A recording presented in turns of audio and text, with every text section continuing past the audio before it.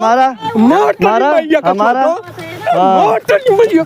काहे मारा था हमसे ना लगा भैया तो यार। हमारा नाम शिवम सिंह, खेमीपुर निधियावा, थाना तारून, तहसील बीकापुर, जिला अयोध्या तो निवासी। का घटना तोरे साथ हुई? घटना कल यही तिलकधारी अक्सर लगातार हरा पेड़ कटा रहे हैं।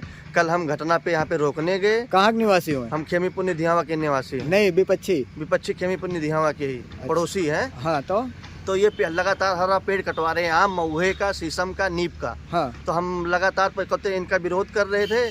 तो कल हम घटना पे गए तो ये हमें लाठी लेके मारने दौड़े और फिर घर पे हमारे कुल्हाड़ी लेके जानलेवा हमला हुआ। अच्छा, तो ये कहाँ शिकायत किया? थाना तारून में किए हैं।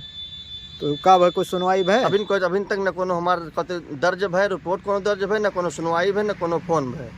तो ये मामले में का चाहते है? तो ये मामले में ये चाहते हमें सुरक्षा चाहिए। मैं कभी भी जान से मार सकत है। आज गणासा लेके अभी टाइम प्राइमरी स्कूल लगे ठाड़ है मारे जान से। हमें हाथ जोड़ के निवेदन है।